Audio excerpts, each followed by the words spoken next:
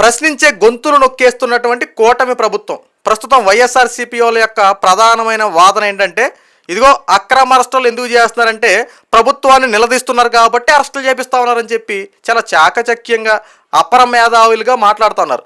నిజంగా కూటమి ప్రభుత్వం ప్రశ్నించే గొంతులు నొక్కుతుందా, లేదంటే ప్రశ్నిస్తున్నామనే నెపంతో విస్తృత స్థాయిలో బురద జల్లే రాజకీయాలు, బూతులు తిట్టే రాజకీయాలు, అమ్మనా బూతులు తిట్టే వాళ్ళని లకారాలతో సంబోధించే వాళ్ళని అరెస్ట్ చేసిందా? ఒక్కసారి ఆఫ్ ద రికార్డ్స్ ఒకసారి చెక్ చేద్దాం. జగన్మోహన్ రెడ్డి 5 సంవత్సరాల పాలనలో ఎవరైతే ఇప్పుడు ప్రశ్నించే గొంతులని చెప్పి మాట్లాడుతున్నారు కదా, దయచేసి అపర మేధావులు కాస్త ఒక్కసారి ఈ వీడియో చూడండమ్మా. కూటమి ప్రభుత్వం అధికారంలోకి వచ్చిన తర్వాత చంద్రబాబు నాయుడు గారు ముఖ్యమంత్రి బాధ్యతలు చేపట్టిన దగ్గర నుంచి ఒక్కసారి వైఎస్ఆర్సీపీ పార్టీకి సంబంధించిన సోషల్ మీడియాలో కొంతమంది అరెస్ట్ అయ్యారు, వాళ్ళకు సంబంధించినటువంటి కొంతమంది నాయకుల మీద కేసులు బనాయించారు. సో ఇవన్నిట్లో ఒక్కసారి ఆఫ్ ద రికార్డ్స్ మనం చెక్ చేద్దాం. ఫస్ట్ బోరగడ్డ అనిల్నే చూసుకుందాం. బోరగడ్డ అనిల్ ఏం చేశాడు?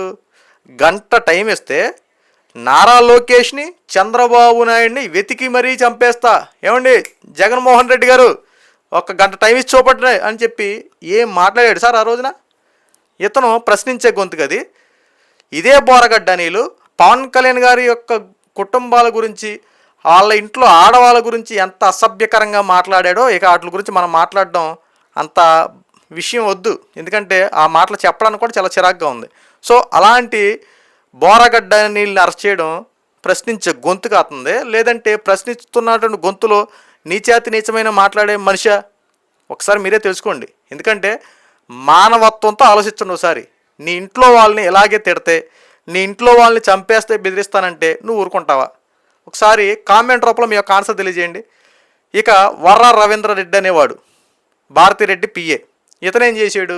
ఏకంగా జగన్మోహన్ రెడ్డి సొంత చెల్లి షర్మిల గారి పుట్టుకను కూడా అవమానించాడు వీడు.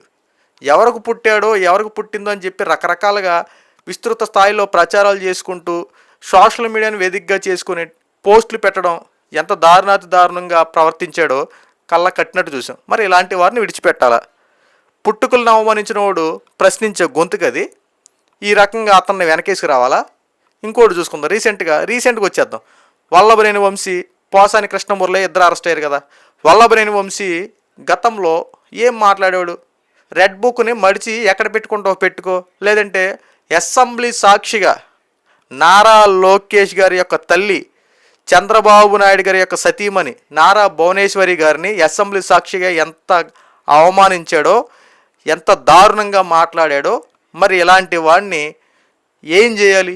ఇతను ప్రశ్నించే గొంతుగా అని చెప్పి ఇంట్లో అక్రమ సంబంధాలు అంటగట్టేలా మాటలు మాట్లాడమా? ఇలాంటి వాడినా మీరు వెనకేసుకొచ్చేది?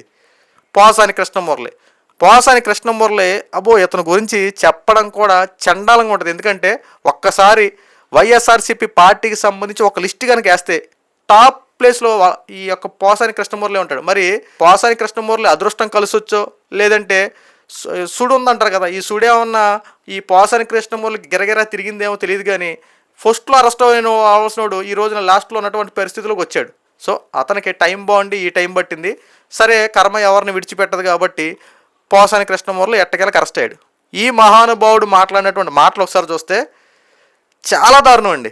ముఖ్యంగా పవన్ కళ్యాణ్ గారి యొక్క భార్య గురించి, వాళ్ళ ఇంట్లో పని మనిషి కనుక ఉంటే అది అక్రమ సంబంధం కింద అంటగట్టేసి వాళ్ళకు పుట్టినటువంటి పిల్లలు నీకెలా పుడతారు పవన్ కళ్యాణ్ అని చెప్పి ఎంత దారుణంగా కడుపుకు అన్నం తినేవాడు ఎవడు కూడా ఇలాంటి మాటలు మాట్లాడు.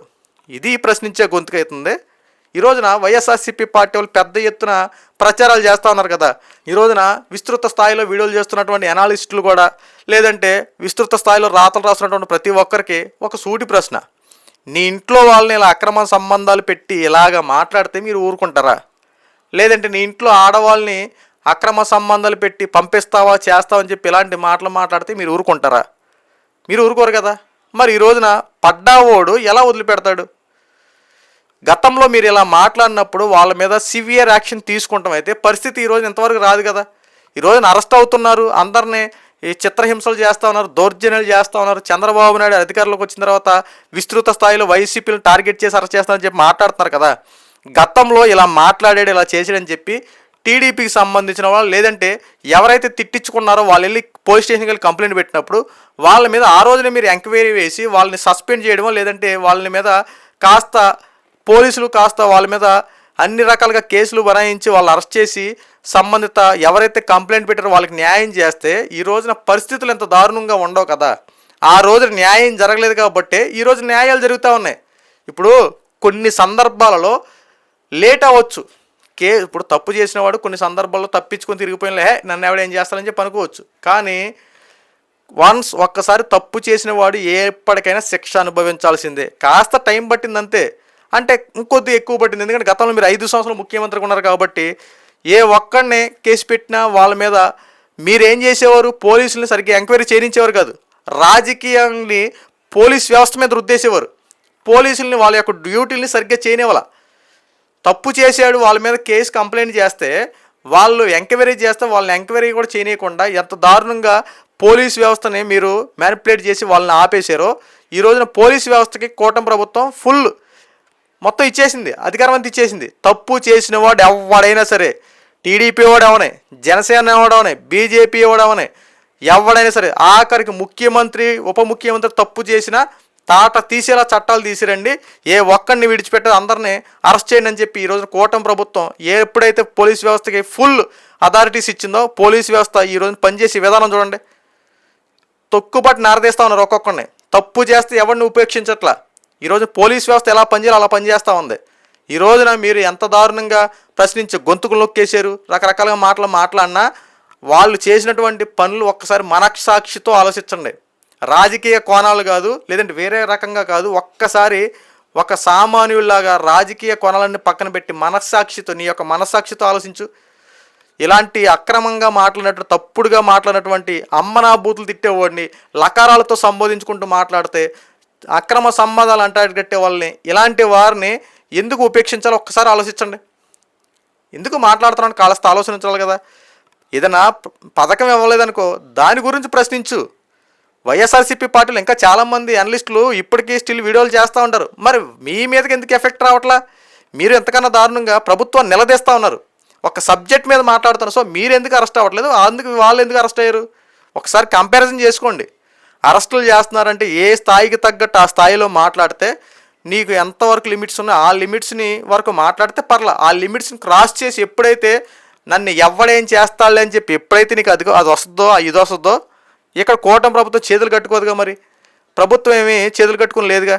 తప్పు చేసిన వాడి మీద పోలీస్ వ్యవస్థ ఉంది, శాంతి భద్రతలకు భంగం కలిగిస్తే ఏ ఒక్కడిని విపక్షించదు కదా. ఈ రోజున ప్రజాస్వామ్యంలో ఉన్న ప్రజాస్వామ్య విలువల్ని కాపాడాలంటే ఇలా తప్పుడు రాతలు రాసే వాళ్ళని, ఇలా నోటికి వచ్చినటువంటి మాట్లాడే వాళ్ళని, ఇలా అబద్ధపు మాటలు ప్రతి ఒక్కరి మీద కఠిన చర్యలు తీసుకుంటుంది. సో ఈ రోజున కూటమి ప్రభుత్వం చేసిన ప్రతి పనిని ఒకసారి చూడండి, అంతే తప్ప ప్రశ్నించే గొంతుకు లేదంటే విస్తృత స్థాయిలో కూటమి ప్రభుత్వం అరెస్టులు చేస్తామని చెప్పి ఇలాంటి అర్థం పర్థలేని మాట్లాడేసి ఏదో ప్రజల్లో మీరేదో మంచోళ్ళు ఇతరులు చెడ్డలు క్రియేట్ చేసినంత మాత్రాన ప్రజలు నమ్మరు. ఎందుకంటే గతంలో మీరు చేసిన పనులకి మీకు కేవలం 11 సీట్లు ఇచ్చారు, రాబోయే రోజులు అవి కూడా ఎవరో. ఎందుకంటే మీరు ఎలాగే వెళ్ళిపోయారు అనుకో, మేము అది చేస్తాం ఇది చేస్తామని చెప్పి వెళ్తే రేపు రాబోయే రోజులు ఆ 11 సీట్లు కూడా రావు. కాస్త ఆలోచించి ఇప్పుడైనా సరే మంచిగా మలుసుకోండి.